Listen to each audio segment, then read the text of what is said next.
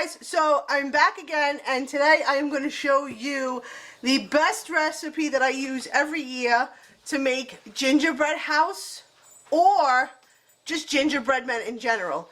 This year I'm using this recipe to make the gingerbread men because we're on a time crunch and I don't have time to build the gingerbread houses this year. But you're going to need 2 sticks of softened butter, 1 cup of dark molasses. So in here I have a bunch of spices that I already mixed together. We have 4 teaspoons of ginger, 2 teaspoons of cinnamon, a half of teaspoon of cloves in this here. Then we have in here 1.5 packed cups of light brown sugar. You're also going to need 2 eggs. And then in this heavy thing here, we have 6.5 cups of flour. We have a pinch of salt, because I just pinch it. And also we have a teaspoon of baking soda. So, if you're interested, we're about to start. You want to take your butter and put it in your mixer and cream it lovely. Make sure that before you put your butter in, you have cut it so that it's just easier to mix. And we're going to cream this together.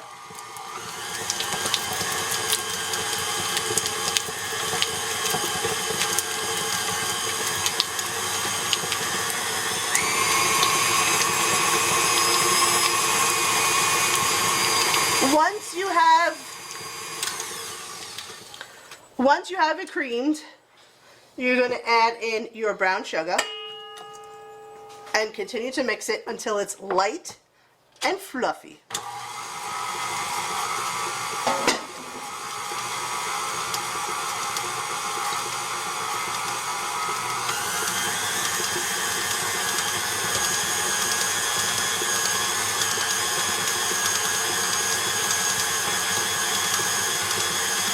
At this point, you're going to want to add your eggs one at a time.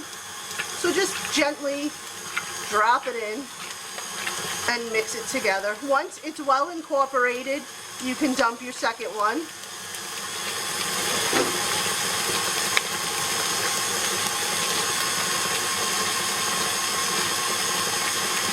And then we're going to add a teaspoon of vanilla.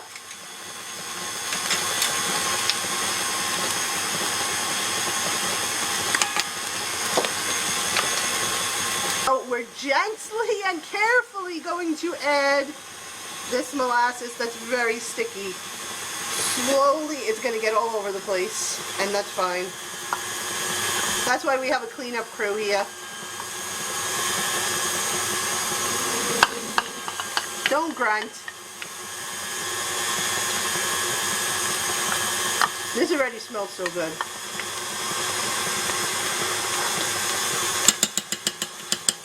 Make sure you get all of that yummy stickiness in there.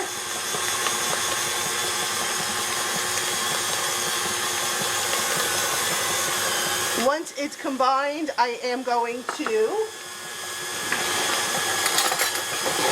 take a spoon, mix our spices together just so that they're all incorporated so they evenly get distributed in, and we're going to dump that in. And then the same thing with the flour, the baking soda, and the salt. We're going to mix this together.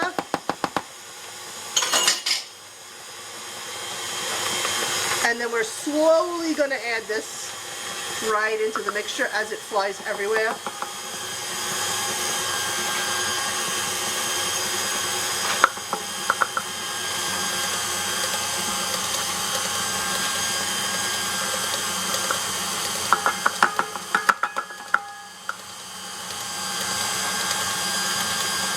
Look at the beautiful color.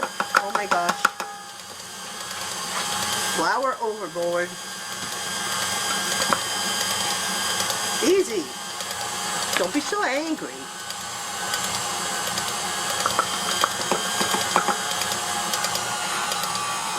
Maybe Santa Claus will bring me the catcher. When you hear that your mixer's starting to struggle a little, just turn it up.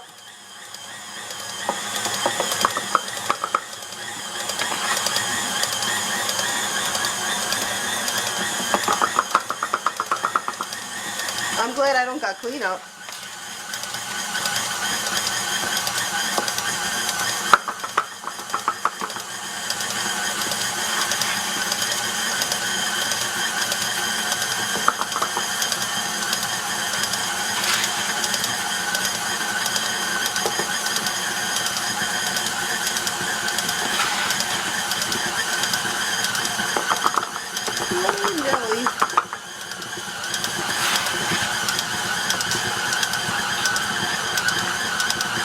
This does get a little messy, but it's okay.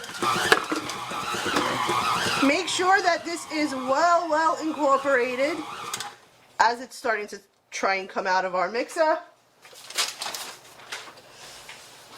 We are going to now gently take this out.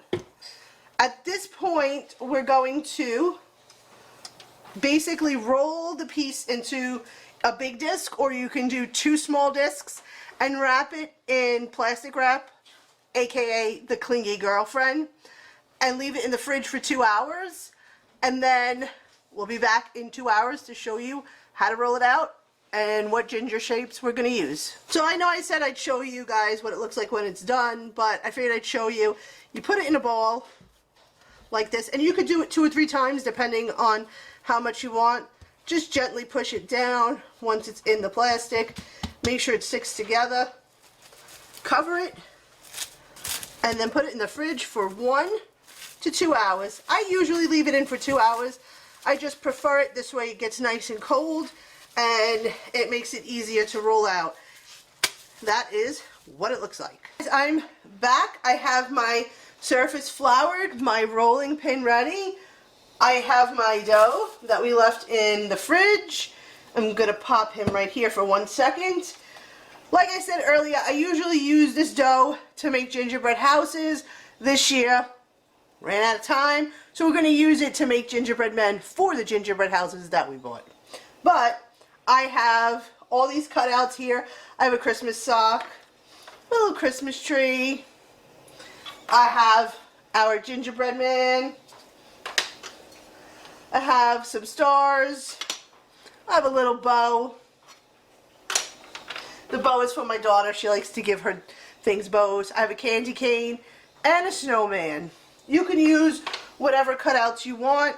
I'm going to take some flour. I'm going to flour my rolling pin. I'm going to put a little on to the dough. And we're going to start rolling. And if it starts to spread or crack, it's fine. You're just going to keep rolling it out and moving it little by little so that it doesn't stick. It will get crumbly, and that's fine, because you can make what you can make out of it, and then roll it back up, roll it back out, and keep going. So we're just going to keep rolling it out. You want it thin, but not too thin, and just make sure you keep turning it to make sure that it's not sticking. And trust me, you get a lot out of this dough. What I usually do is, after it's rolled out like this and it's not too thin and it's not too thick, I have stencils. You can pull them off of any place online, and I cut out the templates of the houses. But for now, we're going to start with a Christmas tree. See how easy they cut out? I'm going to put it on my baking sheet. These you want to bake 350 for, I want to say 7 to 9 minutes. Just keep an eye on them. Here's our gingerbread. And I'm just going to continue to cut, roll, and cut and roll. If you guys do end up recreating this, let me know in the comment section down below. I hope you guys have a Merry Christmas and you enjoyed this video, and I'll see you in the next one.